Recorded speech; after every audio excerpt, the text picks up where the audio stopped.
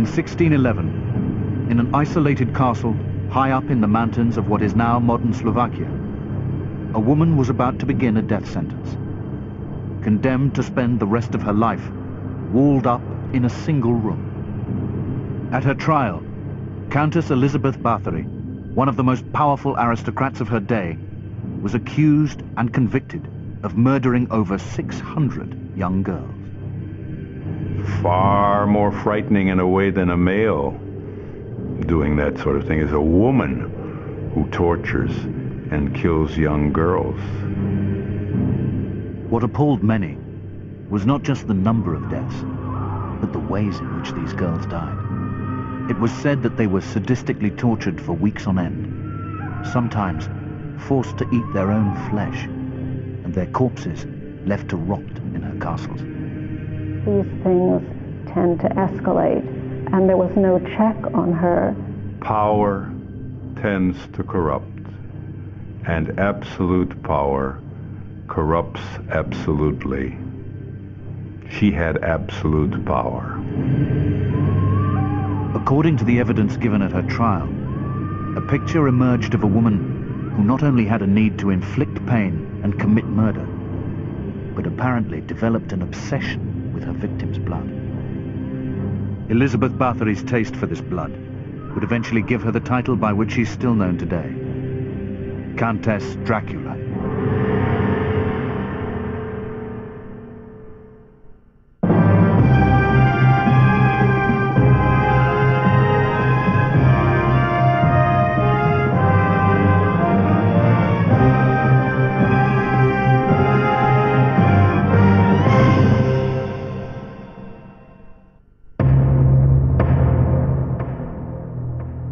Born in 1560, Elizabeth Bátory was one of 4 children and a member of one of the most powerful families in what was then the Kingdom of Hungary.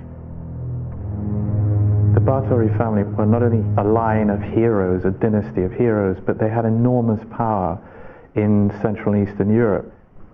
Elizabeth Bátory's uncle had been king of Poland. Her nephew was the Prince of Transylvania, the most glamorous Renaissance prince. They were richer than the King of Hungary himself. They owned more property, had much vaster wealth than he had. Elizabeth led a charmed life in many ways because she was a very powerful, if not the most powerful, aristocratic woman in the country. At the time of Elizabeth's birth, Hungary was ruled by Austria to its west, and as a Christian country, it was involved in an ongoing war against the Turkish Muslims to the south. The country was almost permanently at war during Elizabeth's lifetime. Hungary was politically a very important place in those times because it was the bulwark of Christian Europe against the Turkish invasion, which really threatened to overwhelm the whole of Christian Europe. One can imagine societies in which there were mutilated soldiers, beggars who come back from the wars with nothing, bereaved women because their families were being killed at the front. It was a very traumatized society. There was also a very, very savage battle going on, slightly under the surface in Hungarian society, between the Hungarians and the Austrians, who were always vying for power and territory in the empire, and also between the great Hungarian families themselves. Even each village was divided, in some cases, between Hungarians and Croatians and Slovaks who despised each other. The greatest cruelties in 16th century Hungary, however, were those inflicted on the peasants by the aristocrats and nobles who ruled them. The social hierarchy was absolutely fixed and immovable, and someone like Elizabeth Bátory had enormous power, power literally of life and death over the commoners. Peasants could be tortured, could be tormented, even in certain cases killed, with impunity by those above them. So you grow up in an atmosphere where torture and cruelty are part of everyday experience. It's no wonder that she thought of that as normal. At the age of 15, Elizabeth was married to Francis Nadasdy, an equally powerful aristocrat who, during the war against the Turks, had earned a reputation as a savage and uncompromising warrior. Elizabeth was actually very happy in her marriage and adored her husband, who was a powerful mover in that society. She would bathe in his reflected prestige, and she could then operate in a duo with him. Theirs was one of the most powerful unions in the land, comprising huge estates throughout Hungary. With these estates came control of the surrounding villages, and from these, Elizabeth and Francis selected peasants to work as servants in their manor houses and their castles. At her trial almost 40 years later, Elizabeth would be accused of treating these peasants with extraordinary and excessive cruelty. In Hungary, there was a cult of savagery and aristocratic bravura. There was even a very strange quality which was called károrom in Hungarian, a kind of inventive use of cruelty which one was supposed to display to one's enemies but also to those beneath one. So it's quite likely that Elizabeth and her husband were very strict disciplinarians, to put it mildly. He also taught her a little trick which is called star kicking. Here's what you do. Take the servant girl, and you take little pieces of paper soaked in oil, and you put them between the toes of the girl. And then you set the little papers on fire, and she kicks, and she sees stars from the pane. And then she'll have been taught a lesson, and really be a very good servant after that. Given the constant threat of a Turkish invasion, it wasn't unusual for Elizabeth's husband to spend up to 10 months in any one year away from her. During his absence, Elizabeth spent most of her time in their imposing and isolated castle at Csejte, on the mountainous borders of northern Hungary. It was here that the majority of her crimes were committed. Implicated in those crimes were the 4 senior servants who ran the household at Csejte. 3 old women called Elena Jo, Kata, and Dorothea, and a young man called Fitzko. Fitzko is a very interesting character, and he seems to have been a kind of factotum, a kind of jack of all trades, who carried out perhaps all of Elizabeth's dirty work. Fitzko and the old ladies were not only responsible for the day-to-day running of the castle at Csejte, but also the recruitment of girls from the outlying villages to work as Elizabeth's servants. It's hard for us to imagine that anyone would willingly go and work in a household if there had been rumors of even one girl dying, but the situation for many people in Hungary at that time was so desperate. The only way to guarantee a living wage would be to virtually sell your children into servitude in the great house, and that's exactly what happened. At the tower, the girls were undressed and showered down, and then she would look at them and she'd pick out the ones that she wanted to torture. If somebody was too skinny and too pale, she didn't like them at all because they didn't last very long under the torture. She liked the buxom ones, the big ones, because they lasted longer.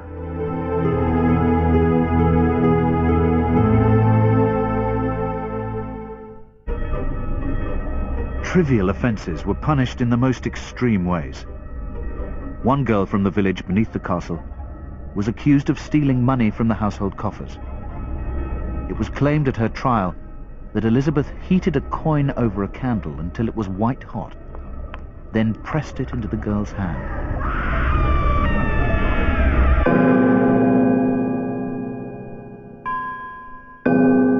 Elizabeth didn't confine her particular brand of domestic discipline to Hungary. On several occasions during her life, she was in Vienna to visit the court of the Austrian king, Matthias. Despite protests, she tortured servant girls here at her house in Augustinerstrasse. And we have the accounts of the monks from the Augustiner monastery across the street. They heard the noises of these girls, the torture sounds. So they threw their pots against the windows. But there was nothing they could do about it, because she was a powerful woman. These scenarios were repeated at several of her castles, including this one at Lockenhaus on the Austrian border, a fortress belonging to her husband's family, the Nadasdis. I don't think that they would have seen a distinction right up to the point of near death between disciplining and acting sadistically. They didn't have those distinctions. Excessive cruelty on the part of Hungarians to their lessers, the Slovaks, was very common at the time. In this case, she carried it too far. I think she had a compulsion to torture and eventually to kill. There's been a need throughout our cultural history to have great mythical icons of female evil. Alžbeta Bátoriová, in due course, was taken up to represent this figure. The bloodiness of her myth and the bloodiness of the events ascribed to her are typical of medieval and post-medieval European imagination. Even the birth of her own children, the last of 4 appearing in 1598, seems to have done little to foster any sympathy for her servant girl. I think that's what makes her doubly shocking. She seems to have been a caring, loving mother type to her own children, who of course were Hungarians, obviously, and not Slovak. The traditional view of the woman is kind of violated when you have somebody, especially who's torturing young girls. This abuse of her Slovak peasants would become markedly more extreme. The catalyst for this was the death of her husband in 1604. As soon as a woman was widowed, all her family and all her neighbors and all the other competing families would be after her to strip her of that wealth by legal means or by simply occupying her lands, defrauding her, accusing her perhaps of false crimes in order to take away her property. And there was no way that a woman could resist this, even a woman as powerful as Elizabeth. Suddenly, Elizabeth's vast estates were threatened. Feeling vulnerable, she reacted as only she could. You discipline, you over-discipline. It's a very logical way to react if you feel that things are getting out of control. The disciplining becomes cruelty, becomes abuse.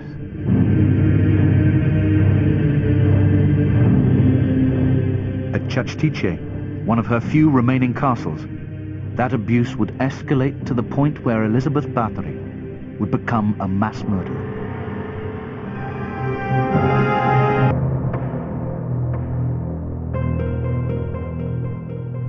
By 1604, the now widowed Alžbeta Bátoriová, a powerful and wealthy Hungarian countess, had for years been cruelly torturing her female servants at her mountaintop castle at Csejte, in what is now modern Slovakia.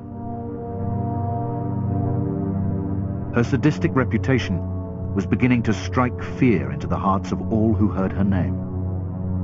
You must imagine these people cowering outside the walls of her castles, never knowing what exactly is going on in there, but knowing at the same time that they are absolutely subject to this person's power, to this person's whims.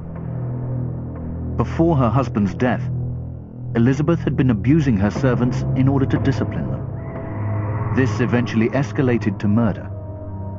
According to the documents from her trial in 1611, it was estimated that she killed almost 650 young girls. There are 2 reasons for what she did. One of them has to do with her own mindset. She thought she was just disciplining her servants.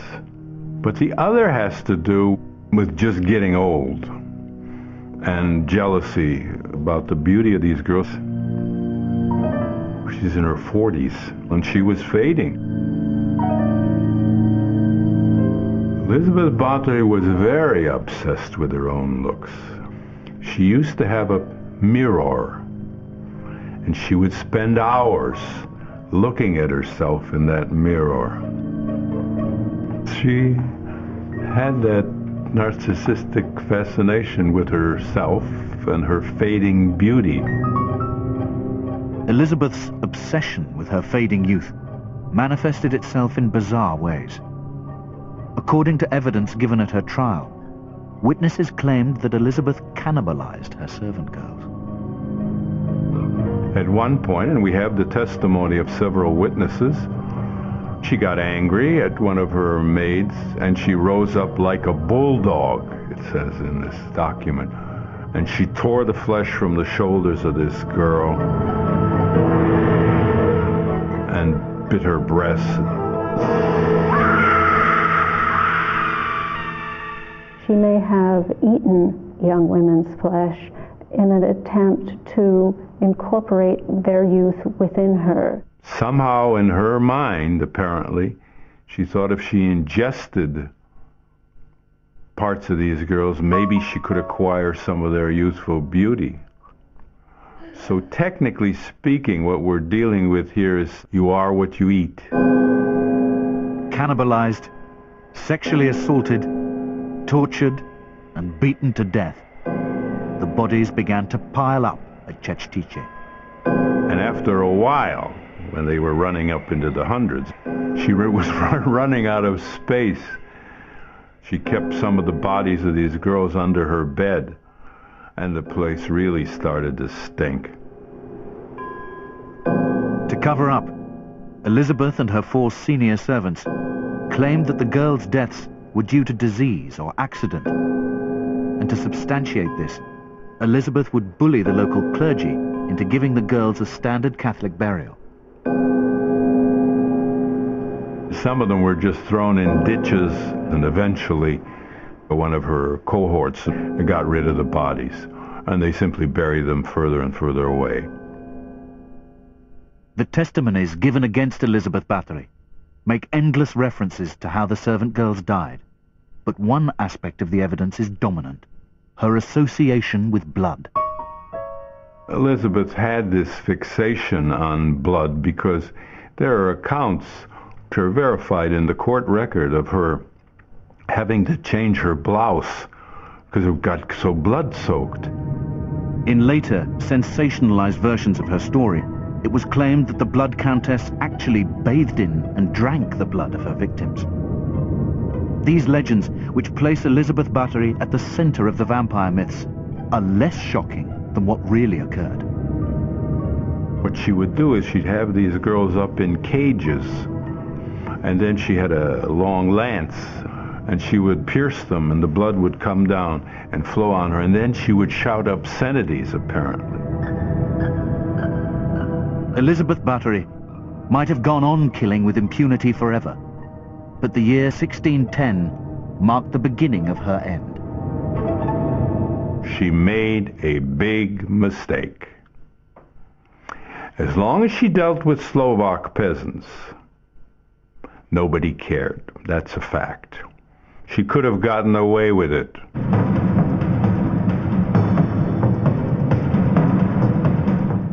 She went after the daughter of a local Protestant minister. Big mistake.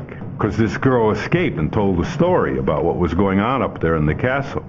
When news came to the Hungarian nobles, well, they couldn't tolerate that. One of their own, you know? That was her critical error. Ironically, Elizabeth's nemesis was a relative of hers, Count Georgi Thurzo, ruler of estates near the town of Bichka to the northeast of Csejte. What's clear is that Thurzo wasn't acting out of a sense of moral outrage. He wanted Elizabeth's lands. Elizabeth was the only one whose court in Csejte was the rival to his court in Bicsa. However much he had fellow feeling for her as a fellow aristocrat, as a fellow Hungarian, he would see her as an obstacle to his ambition. But Thurzo had to act quickly. He had to keep the Austrian emperor at a distance because the Austrians wanted Elizabeth's lands and wealth as much as Thurzo himself. On the bitterly cold night of December 29, 1610, Thurzo led a party of soldiers into Csejte Castle. In a letter to his wife, he described what he found when he entered. We directly came then upon certain men and female servants in the manor house. We found a dead girl there. A second one was dead too, from a number of wounds. I await here until the accursed woman has been deposited in a fortress and a suitable room found for her.